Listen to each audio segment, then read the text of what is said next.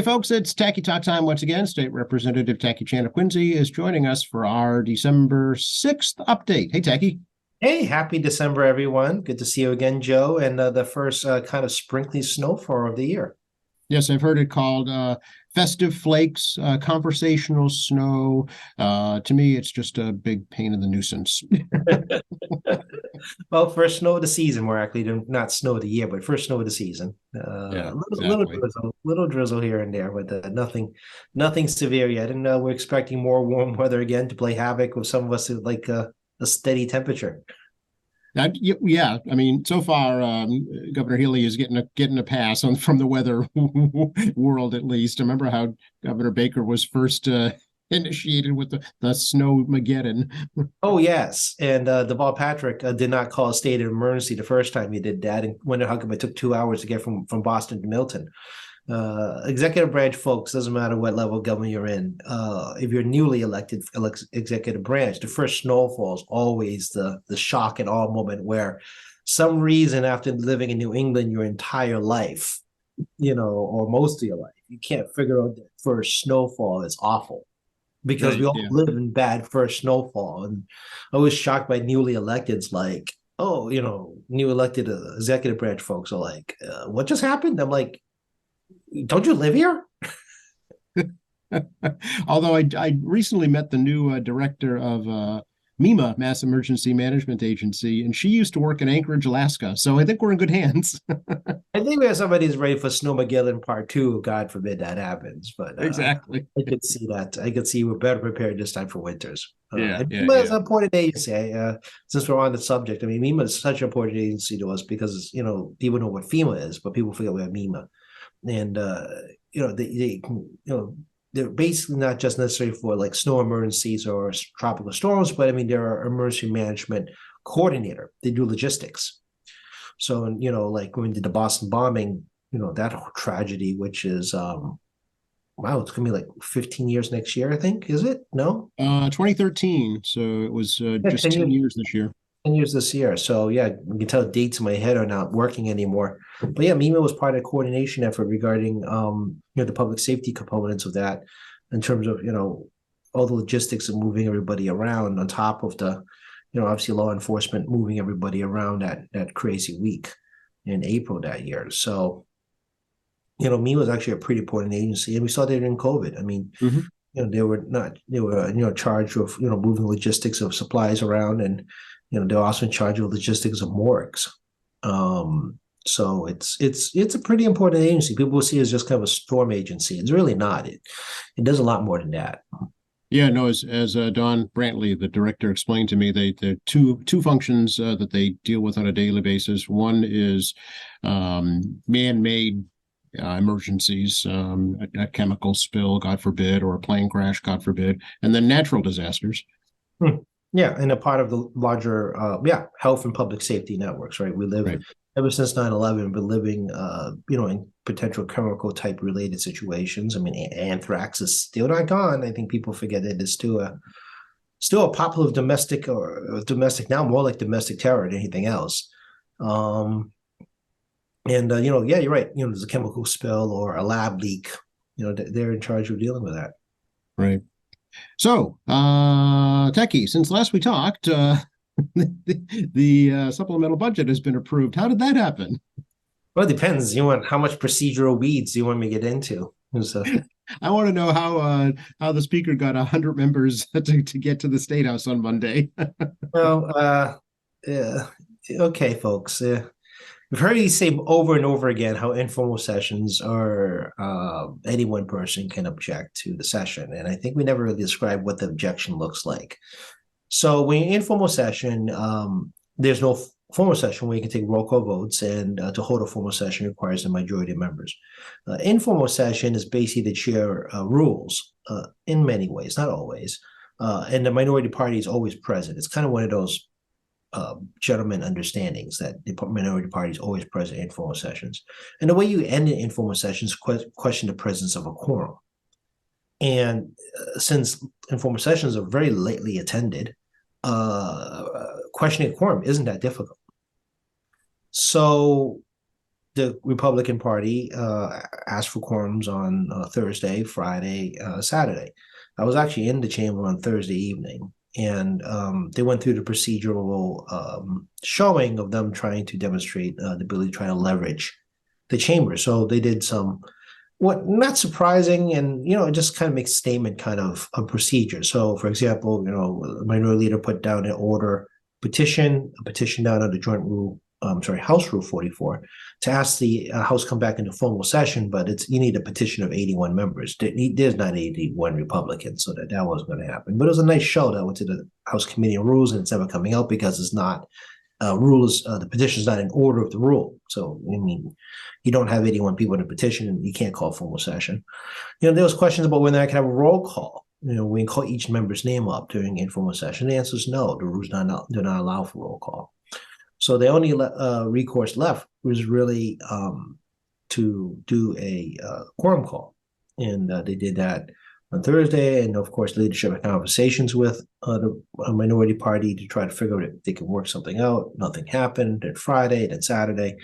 And then, it come to Monday. And at this stage, all the membership knows there's a problem. I mean, as you all know, it's not just migrant shelter money, but there's also a whole lot of prior appropriation continues for various agencies, as well as the state collective bargaining contracts for state employees, but there's also county and judicial employees as part of that collective bargaining too. So it's like 100,000 employees in the state as part of that collective bargaining funding. Mm-hmm. So the entire legislature is acutely aware of the situation. So we all were keeping an eye on it. And it became a buddy system situation. If you're available, would you mind just coming in? And if you have a friend you could bring with you, wouldn't hurt. So there was no direct order saying you have to be there. That was, I think that's kind of incorrectly portrayed by the media. It was more of a if you're available situation. And, people may not realize that the session schedule is how a lot of us plan our lives around the session schedule. The rules dictate our free time. So some members are probably on family vacation now. In both branches, or they've already created other familial obligations, maybe out of state. So, it isn't like you can plan a vacation during the midst of a formal session period because you don't know what the schedule is going to be. You can't go anywhere for long lengths. So as a result, given the way the schedule is set up, people work around that, and our families have to work around the legislative scheduling. And this time period is expectation you can get some of these holiday and family things done, and it became more of a soft ask of if you happen to be around. And, one of us calls someone, you call someone, that was text chain or call chain, or you want to describe it. We reached a majority of members with 105. We only need 81 to reach a quorum. And the Democratic caucus most definitely got to 81 on their own. So once, on Monday we got to a quorum, and the Paul Frost, the minority whip, asked for, I was a minority leader. We don't call them whips anymore. Second leader, I think is what we call them. Asked for a quorum. The quorum was achieved, so the session could continue in formal session. And then they did a voice vote for accepting the conference committee report. And of course, we all said yay. They said nay, and generally the louder voice wins. But they questioned the ear of the chair, so they dealt the vote. So the question whether the chair heard a louder volume from one side or the other. And since we can't do a roll call vote, we went to what's called a standing vote. It's another aggregate vote where there's no name attached to your vote. Although the Boston Globe apparently took a lot of pictures as they try to figure out who was where. That's what I heard. Yeah, you're not allowed to take pictures in the chamber, but apparently not everyone listens. So there's some they had to have taken some photographs from the gallery. There's no way they could have done that in like on an eye spot moment in the Globe to figure out who was there and who wasn't. Assuming, of course, they know who is who. And there's so many of us sometimes, there's so many new people. So they did a standing vote. So, people stood at their chairs, at their desk. If you vote yes, you stand with the yes vote. When that vote's done, you sit down, and people who vote no, they stand up. And each floor leader in charge of each division counts the segment of the chamber. So there's 4 sections. 1 is 60 divided by 4 is 40. You have one person that's in charge of each of the sections, in charge of counting the vote, and you record those votes. So, the we achieved a vote of, I believe, 101. I don't remember anymore. Right now, as a result, we were able to pass it on what we refer to as a standing vote. I'm trying to remember the number right now. But yeah, that's how we got there, and that's it. So yeah, 105 to 14 in a standing vote.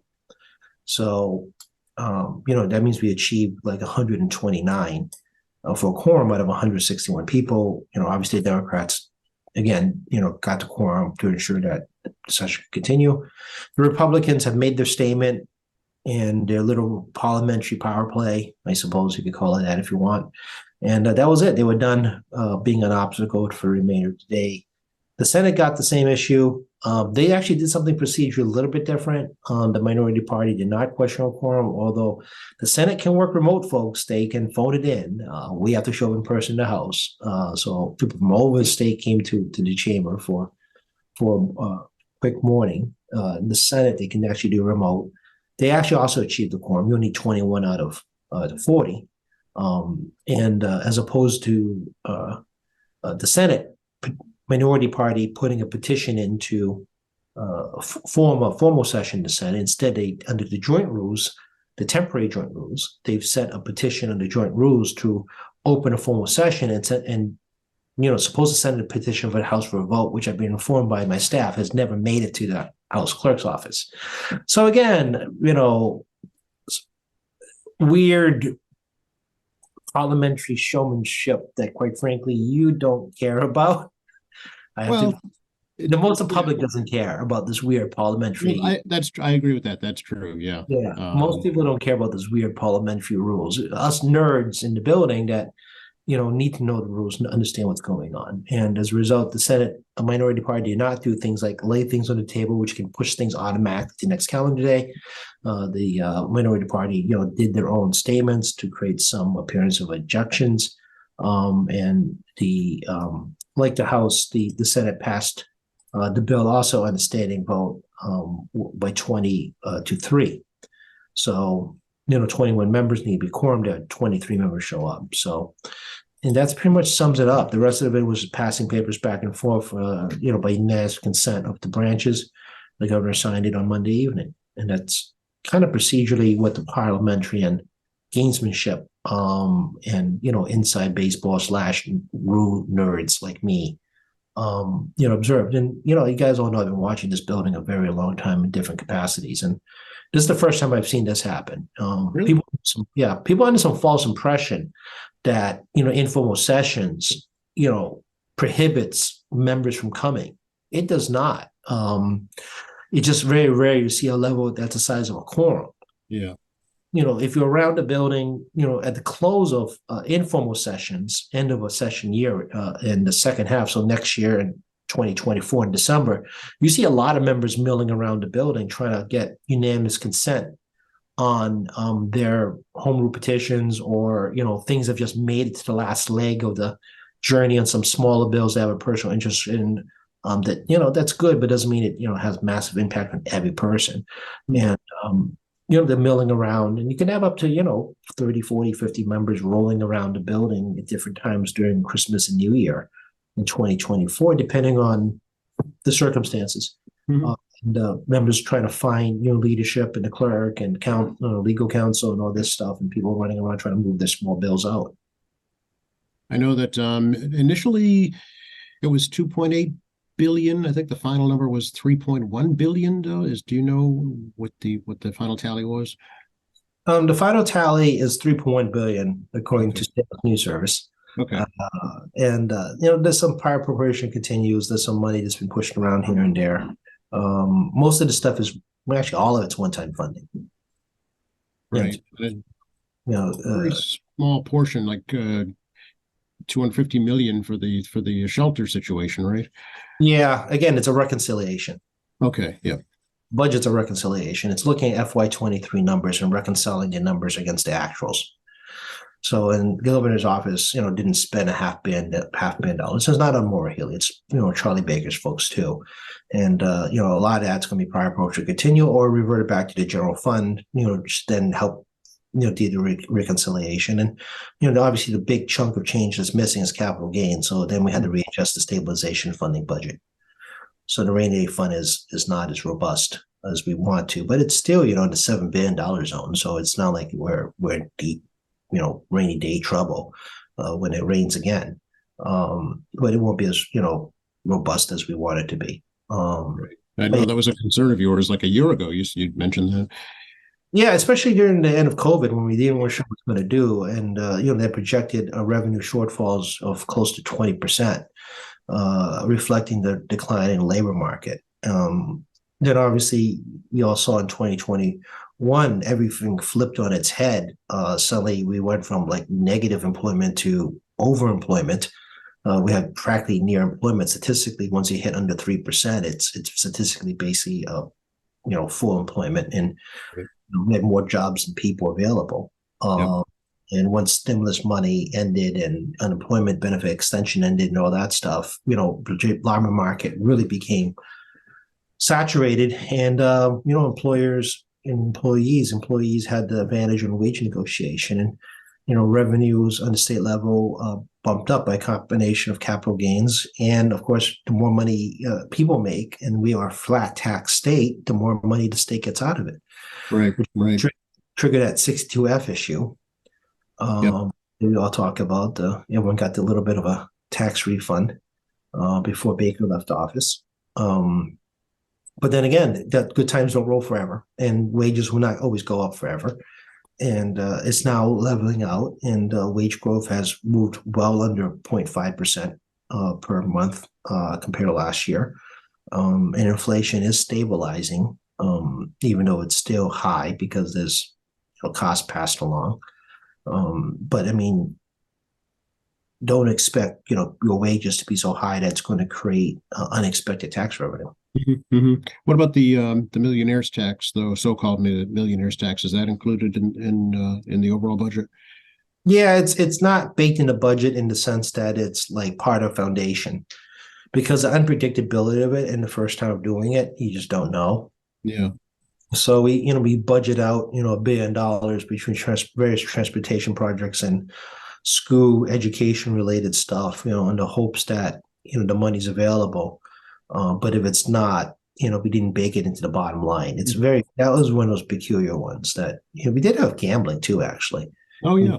We also did have cannabis. We didn't bake the tax revenue into the bottom line. We wanted to give it a couple of cycles to see how it put out. So, it was kind of like a wishy list kind of way to looking at it. It's like, if we have it, we wish we could do this kind of scenario. Right. Yeah. Okay. Yeah. Just send it to Santa Claus and see if he'll bring it to you for Christmas.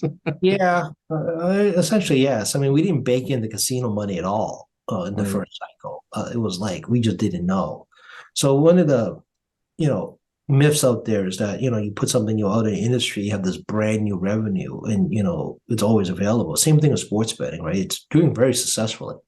But again, it's subject to economic impact as well. And, we just don't know enough about how the ebb and flow of that industry works yet.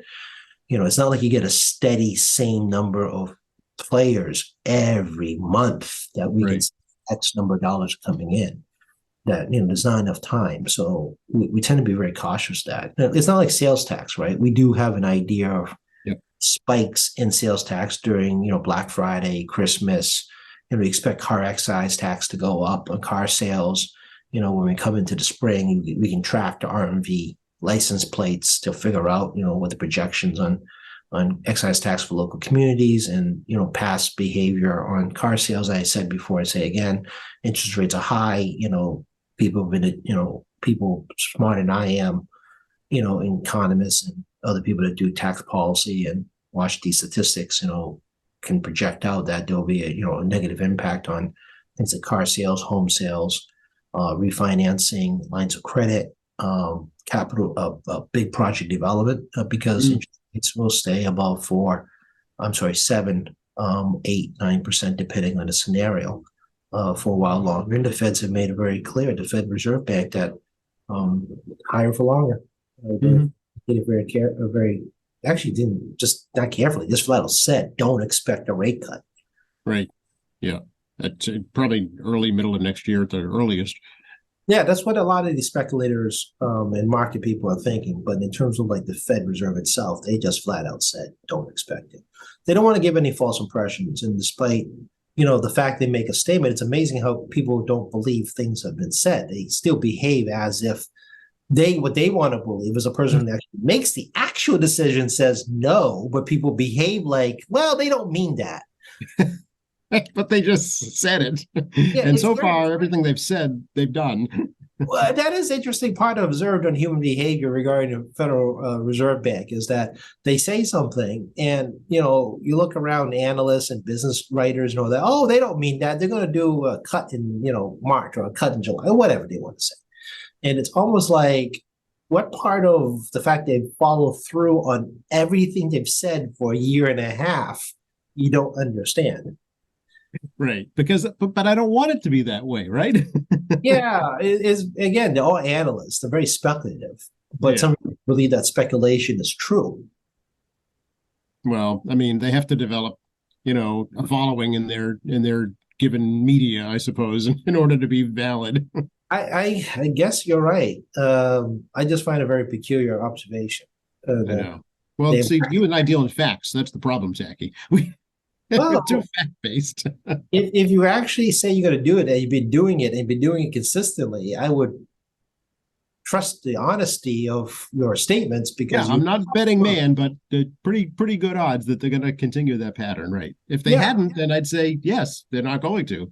Oh yeah, if they didn't follow through on past statements, then of course we'd be questioning about the validity of their statements. But they have been following through, so I have little questioning about their intention to continue or their honesty about the situation. Right. And they have no reason to lie. It doesn't behoove them. Oh, well, that's correct. The Federal Reserve Bank does not.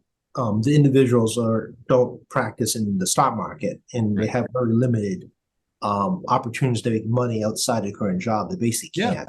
Yeah, and they're not elected either. And they're not elected, and their only job is that, and they have a lot of restrictions on what they can do under federal ethics laws, and they receive no benefit or disbenefit from what the decisions are made in terms of that stuff. They really are neutral ground, despite what partisan politics thinks. They really are neutral ground, and they have a mandate. They have to have maximum job creation, and reduce inflation. That's basically their job. Right. It's like working for the state lottery. If you do, you can't play it. Can't play, yeah. You can't play it. Your job is to make sure the integrity of the system is honest, and that's part of the lottery's job. A big part of the job is to ensure the system's running smoothly and there's no shenanigans, associated with the system. So, Right. I mean, the Federal Reserve is a creation that's not new, but the current Federal Reserve structure is a reflection of the Great Depression. And again, there was more reforms after World War II ended to try to address potential future situations where politics is not a good idea on good monetary policy. And you've seen them mess around, like in Turkey is one of the best example where they were having inflation rates 12% and climbing, as opposed to tightening and raising interest rates. Erdogan forced their Turkish federal bank to reduce rates and stimulate the economy more. And it's like, that 20% inflation, it just wouldn't stop. One of the things about inflation is once the train's left the barn, you got to pull back fast on the brake hard. Otherwise, it would just keep running away. Right. Yeah, we started in the 80s. Yeah. Yeah, people don't sit around and think about, when they're making business decisions about inflation. They're just running their business. And unfortunately, high interest rates hurts businesses and hurts consumers. But, you and I don't sit there and say, oh, well, I should spend less because, it's going to affect inflation at a big level. No, we don't think that way.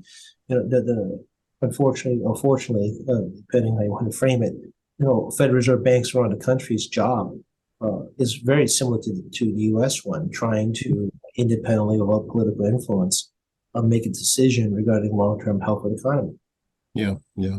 Hey, see, we're talking about gambling. I'm sure you're aware your colleague in the Senate, John Keenan, is calling for a study as to how the state's spending the revenues that it collects from gambling, from sports betting, to treat problem gambling. Yeah, actually, I have a parallel issue as well in that when working in the Department of Public Health regarding better data collection sent to DPH, as well as addressing this hotline problem where people think the hotline for gambling addiction assistance is actually the helpline, Hmm.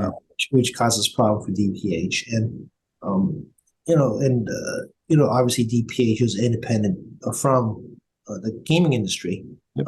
regarding any studies they do. I love the guys at the Mass Commission for Compulsive Gambling, but one of their partners is the gambling industry. Hmm. Need the partnership, otherwise they're unable to get their materials and other assistance programs to be physically inside the casinos. And of course, they receive some monetary assistance as well.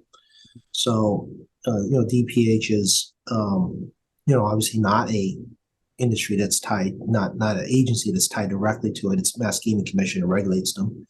And, they're looking for more data sets regarding aggregate consumer data to get an idea what the patterns are like regarding gambling and whether or not the addiction rates are tied to it and other studies on other types of addictions tied to gambling.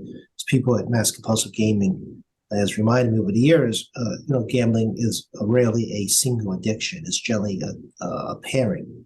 So someone with a gambling problem is very likely to have another type of addiction goes with it. Generally, smoking or alcohol or other forms of substance abuse is not uncommon. So it's that's kind of what I've been doing on my end. Where John is looking to see, the efficiency of the money being spent. He's very concerned about false advertising or misleading advertising about how the commercials are done. We've expressed those same concerns at the Mass Gaming Commission. I've been working on that as well. My staff on the parallel track is also chair of the committee that I'm on. I have some issues that can come before me regarding how people do solicitations.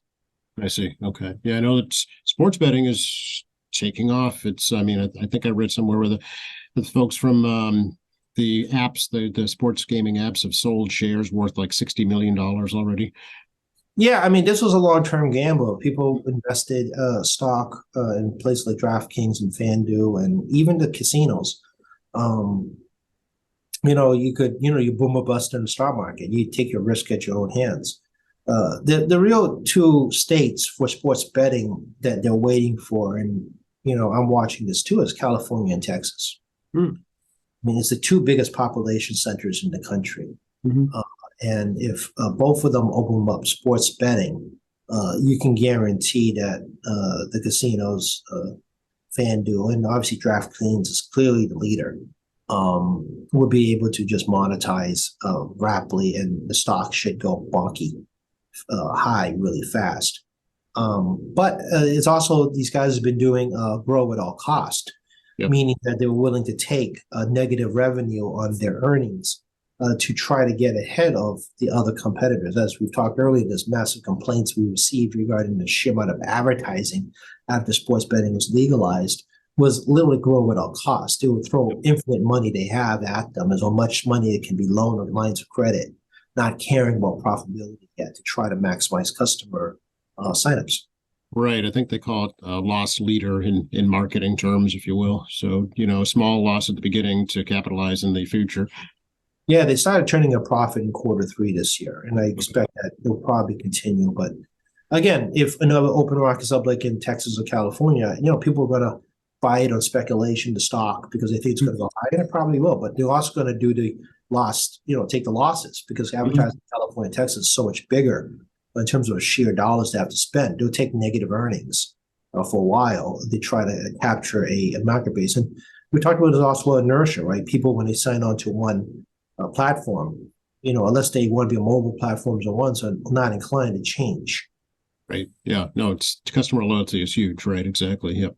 Yeah, you got to get in first in that industry. And, again, people have inertia. They're not trying to shop for the best gambling website once they're on one.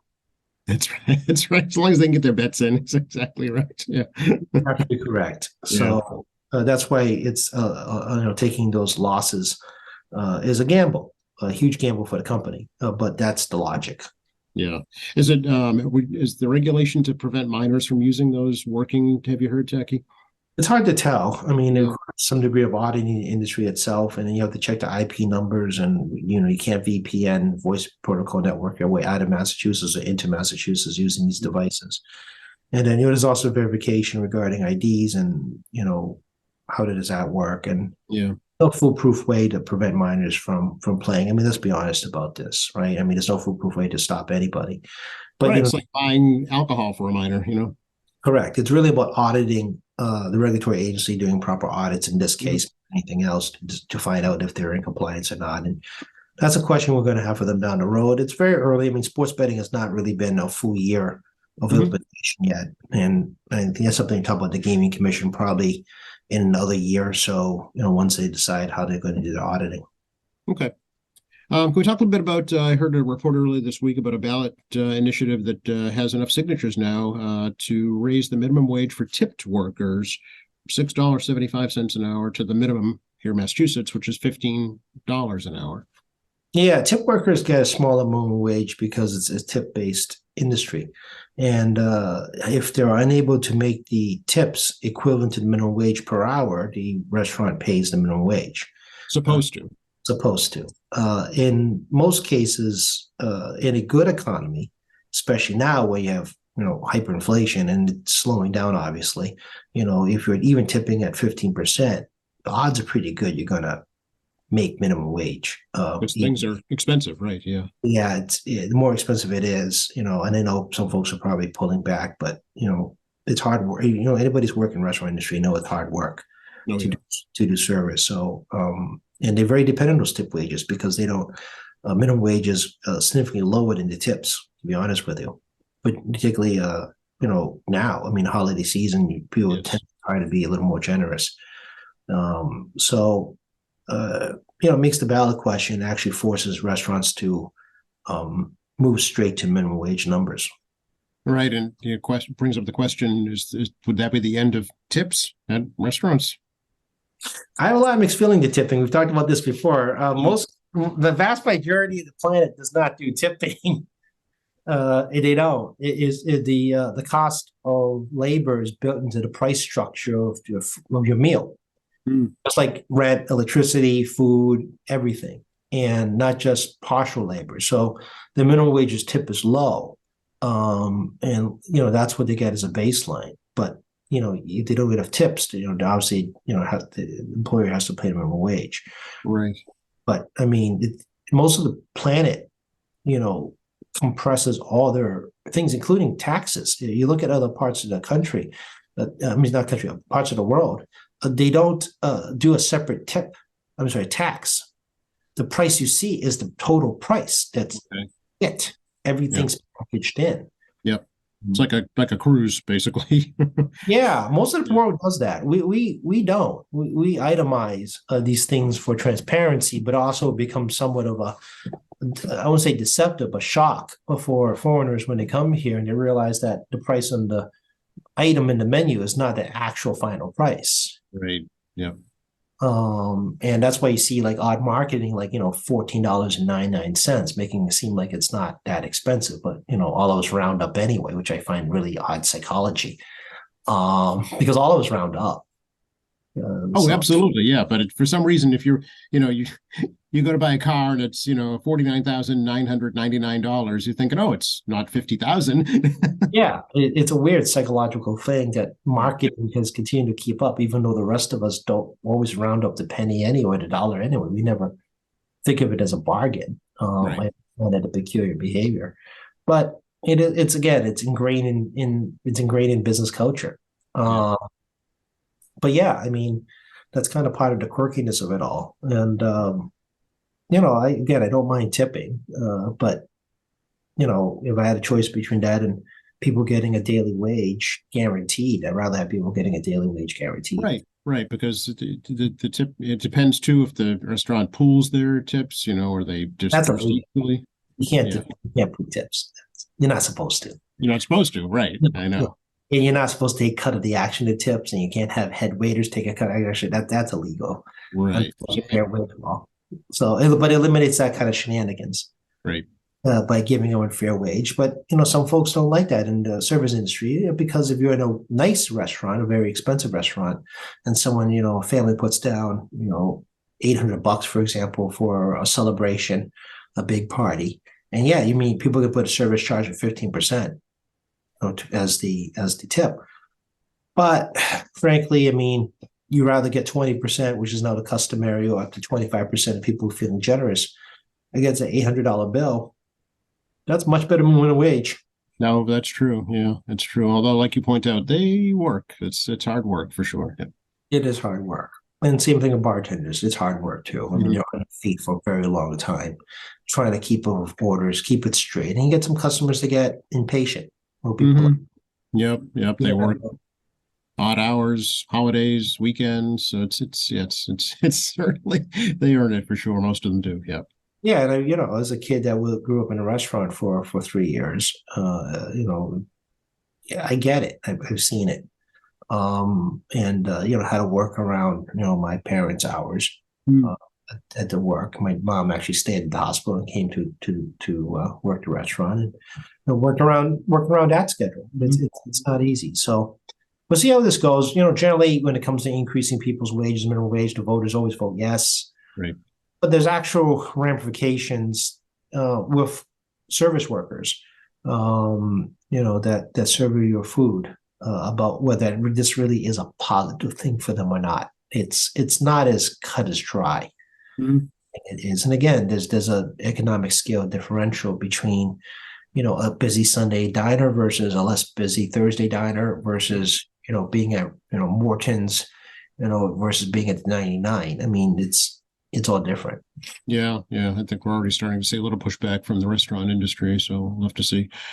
We'll see, but like I said, it's a little complicated, because if you actually have worked or working in this industry as a server, you may have very different experiences depending where you were and are, and then depending on how much you make in tips, this may not help you.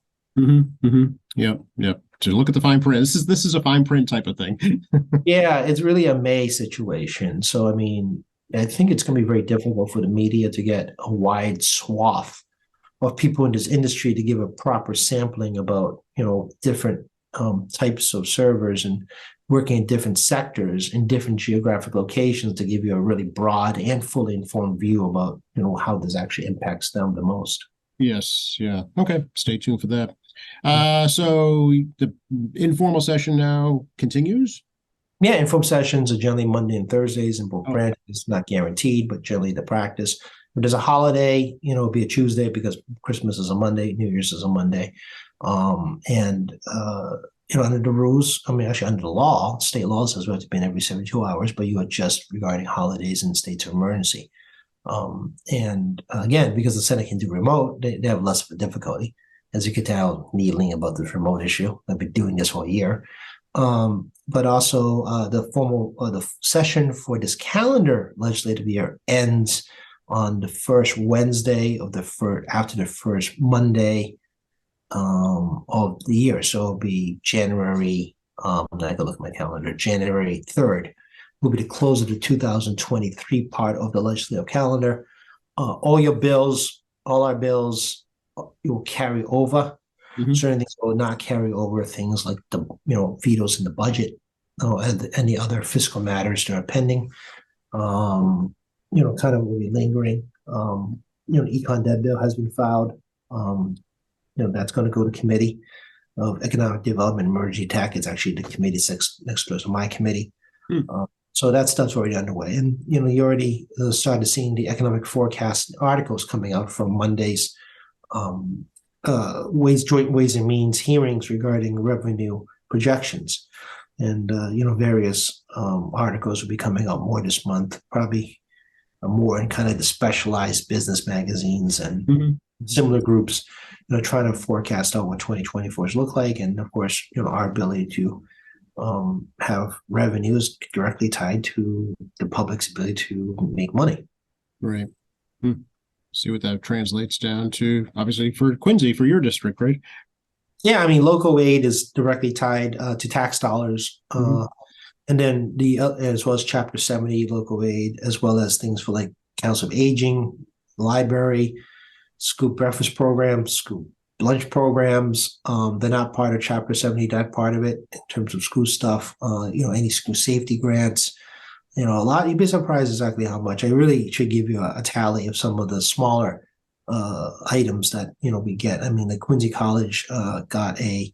I know Quincy College is semi-owned by the city of Quincy. I know it's complex, but Quincy College, got a decent sized grant, biotech, and to do more of a Rotech, associate degree targeted towards the biotech industry. So $750,000 actually. Yeah. Yeah, big piece of chunk change. So unfortunately, whether we realize it or not, people tend to forget the state delegation, with John and Bruce and Speaker Ron, contribute a lot of money through our votes, through earmarks, through advocacy, with state government to get funding out of Quincy. The various not-for-profit agencies as well as city government does ask us to sign support letters for grant funding requests, whether it be the CAP agency or Quincy Resources or the Y, any local agency. Plus, obviously, the city of Quincy itself asks us for money, plus anything we can get in earmarks and bonds. Mm-hmm. So it does end up to being the tens of millions of dollars once you compile all the little pieces together. I think it was like $25,000 for a traffic study plan for Norfolk Downs. Up in North Quincy, again, we're not talking about $50 million, but I mean this stuff gets up quick. Right, and there's the quality of life issues that we're talking about. These are really the nuts and bolts of living in a community. Yeah, and there's also we're good sized city for Massachusetts, and that gives up certain advantages. I mean, Chapter 90 road money. The city of Quincy doesn't put that on their bonds. There's no matching component for that. That's just basically free money for roads and bridges, but it's on the state fund tab for the city, and that's almost $2 million on average per every 2 years, so $1 million a year. And the city can do what it wants with it. I mean, I don't tell them what to do with the money. Some people have a mistaken belief that the state provides money, that I can dictate where it goes. I really don't. We just provide the resources. In the case of targeted grants, obviously, it has to be used for certain purposes for targeted right, grants. like C Street, for instance. Yeah, which is $10 million in state cobbled together money that me and John Keane have been working on for a long time. No city money is going on to C Street in terms of construction. The city would maintain C Street once the construction is over. I will be getting angry calls sometime probably in April. Once construction starts, I fully anticipate angry people calling me at that stage. Yep. Yeah, it's going to be very disruptive, but it's necessary and will be beneficial once it's done. Yeah, the traffic pattern will be much better. We have the newest tech in terms of traffic pattern and traffic camera and lighting and all that stuff, and hopefully reduce the potential accidents, particularly down at the Palmer Street, C Street intersection area. Yes, better for pedestrians too. It's similar to what they installed in the downtown. And actually, I just took a walk earlier this morning through downtown Quincy, and it's very pedestrian friendly now, much more than it ever has been. Yeah, we don't have to try to cross a crazy rotary. Correct. It's like I don't need my running shoes on to make it safely to the other side of the street. Yeah, so for those of you that are like maybe 15 years old or maybe 10 to 15 years old, probably don't remember the rotary as well as some of us older folks in terms of the mad dash. Yeah, that's right. But if you were carrying bundles, it made it even more challenging. I've done that a few times. I've experienced that too, and also trying to drive around the road, particularly snowstorms. Oh yeah, that's always a challenge too. Yeah. Yeah, trying to get out in a busy Quincy Center in a slick street. So, as much as I also had a lot of question marks about how this new configuration will work out, it actually worked out wonderfully in the end. Yeah, no, it definitely did. We are in the holiday season, of course. Have you gone to the new skating rink yet, Quincy? I have not. It was quite busy. I did the drive-by there on Saturday when I was trying to get my errands done. We did drive by there last night. My brother's birthday was in late November, and we didn't get a chance to go to dinner till last night. And it's wonderful. These are great amenities for the city. Great job by the mayor and the council and city hall folks to make this happen. And hopefully this will be a continued tradition in terms of family friendly fun that's free in this case, or I like to put it affordable, in a working city. Yeah, no, it's neat for sure. I never thought I'd see the day when there was a skating rink in Quincy Center. That's for sure. I've worked in Quincy almost 40 years. Well, oddly enough, I do know how to skate. I've been on skates for a long time. Oh, It seems like a rite of passage in Quincy to at least be able to stand on ice with blades. You don't have to be a hockey player. You just have to be able to demonstrate mobility. yeah. Get down there, Sailor's Home Pond, Tech. I want to see you. Up on Rice Road, for those who live in Wallaston, aware that if it gets to a cold enough temperatures long enough, well, that's why we do the ice mornings all the time. We'll do this again as we get into the winter, but don't go on ice if you don't have at least 20, 30 to actually really 25-degree weather for at least 7 consecutive days. Yes. Yeah. Otherwise, you're just going to go through the ice. But yeah, I mean, I'm old enough. I mean, kids be out there with shovels, and they would set up temporary hockey apparatus, nets and whatnot, and people will play on a little bit of a rigid ice, and Yep. that's not uncommon. It's a still pond, so it's kind of one of those weird kind of just static ponds, very small. But again, we generally don't encourage people to go on that ice. We don't. Just saying, if we really need 7 days of 25-degree weather. Yeah, it's been quite a while actually since we've had super duper cold winter long enough to make it safe. Yes, we haven't actually, yeah, and you don't want a lot of snow because you have jaggedy ice. Right. And it destroys your blades, but also you're going to like take a header if it isn't quite the right smoothness. But I'm sure there's other families out there going to have will have the outdoor rinks up. This is a hockey city. Oh yeah. That's my joke is that half the city can skate. That's always been my joke. That's I think true. it's true or not. Yeah, it was as you say, a rite of passage. So when I was growing up, it was the era of the big bad Boston Bruins. They were known far and wide. Yeah, I'm more of a basketball. I mean, '80s Celtics guy, which as I yesterday was complaining to friends about basketball that you breathe on someone, there's a foul. I grew up in the era of the fact that if you tap people, that's okay, but you clothesline people, maybe not. Yeah. If you're old enough, you know exactly what reference I'm making on that one. Yeah.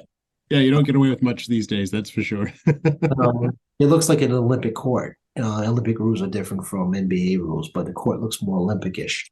And I find that perplexing. And they hardly call it a 3-second rule inside the rectangle. Mhm.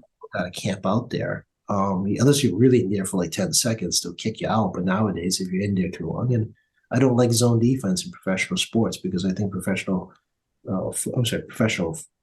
basketball, not all sports, but I mean basketball. I mean, you're getting paid a lot of money. You can't play the man and man and keep up. I just don't know what to say. I mean, Yeah. I'm not a huge fan of zone in professional basketball. It's also too easy to crack zone too, because if you got two superstars, they'll crack a zone in half a minute. I mean, fast and just crack your zone. And that's why you need to know how to play man to man. You got to learn how to run. Mm-hmm. Yep. Yep. So are we going to see you out in the district anytime soon, Techie? Well, let's see here. This weekend, the Organization of Chinese Americans has a youth project down at the Cathay Pacific on Drop and Say Hello. The House Neck is doing a lobster pot trap tree lighting, which is actually very awesome. If you have a chance to see it at the fire station down by the VFW and House Neck. I know the general tree lighting already happened, so if you're driving by, you can see the great job the city's done on that back of the old Ross parking lot, so to speak. Yeah, it's beautiful. It's very beautiful. They're doing I'm not going to make it because I got to take my mom to a doctor's appointment, but this Thursday's Pearl Harbor Day. There'll be a celebration here. It was a Salem, so people want to do a drive-by there and recognize the sacrifice and horrors of Pearl Harbor Day. Braintree and Quincy's apparently doing a joint thing. And what else is there? Otherwise, again, Quincy quiets down pretty quickly as we get closer and closer to Christmas. Right. Yeah, there's a menorah lighting on Hancock Adams Common on Thursday evening. There's the creche gathering. I think it's on Sunday. So there's a few things still to go. Yeah, and something that's actually kind of interesting is I don't get these notices as much. I'm not getting notices all certain things. I always get notices of everybody's stuff at the office. The holiday craft fair / indoor yard sales has not been as popular post COVID. True. Yeah. Although O'Brien Towers is doing a big one this Saturday, so check that out. Yeah, if you can get in, Yeah. you gotta be careful now. I've talked to the office, and my mom and with dinner last night was talking about the Vaughan people that we know that got COVID Oh, okay. the last week or so. It's moving through families. Obviously, I keep repeating, please be careful and take care of yourself. If you don't want to get vaccinated, fine, but you know, take precautions that are smart this season. Of course, RSV is running around as well as cold and the flu. Mm-hmm. So you got a lot of stuff that's airborne that's really available, and only you can prevent yourself from getting sick in many ways by taking precautions and choosing where you want to be in crowds, as well as masking up, especially on airplanes. Mm. You're going to be flying, be aware you're kind of in a tube of a whole bunch of people crammed together longer than you're sitting on a slow red line train. You know, I joke, Very true. Yeah. but And you yeah, can't open the window. open a window. You got to rely on that little vent thing above you to disperse the air around you. So, Right. you know, um, again, I mean, I can't tell you what to do. I just encourage people to just take the relative precautions, because it's not just about you, but also vulnerable populations in your family, whether it be Mhm. kids, or you have immune problems, or senior citizens. I mean, I don't have the latest stats on hospitalizations, but it's obviously not going to be as horrible as the last 2 years or 3 years. But I mean, there will be a spike. You will see a spike. I just don't have that data in front of me. Yeah. Yeah. Um, let's give out your contact information if we could. Sure. 617-722-2370, 617-722-2370. We've moved to the holiday-ish type schedule, but we are staffed every day. As my own staff's trying to figure out their own holiday schedule. tackey.mahouse.gov, tacky.chan@mahouse.gov. I do see your emails. Obviously, we do constituent emails first. People have day-to-day problems, but I do look at them all. Then you have the state website, malegislature.gov, malegislature.gov. You can look up bills on your own in the bill histories, as well as look at past public hearings and past formal sessions and informal sessions on the website if you're inclined to do that. You don't actually have to call me. A lot of stuff's available on the web. We also have @Tacky Chan on X, such as that is, as well as State Representative Tacky Chan on Facebook. And of course, you have State Rep TackyChan.org as a reference page. We'll probably be doing some updates soon. I keep saying that every time because there's always something else to update. And, as we close the day off, I want to wish you a belated happy birthday.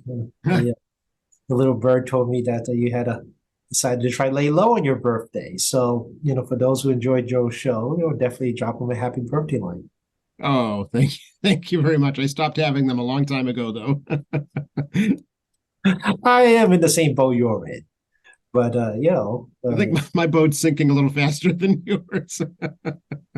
well, I mean, it's always good to be appreciated. So, thank you, Joe, for everything, and obviously wish you a belated happy birthday.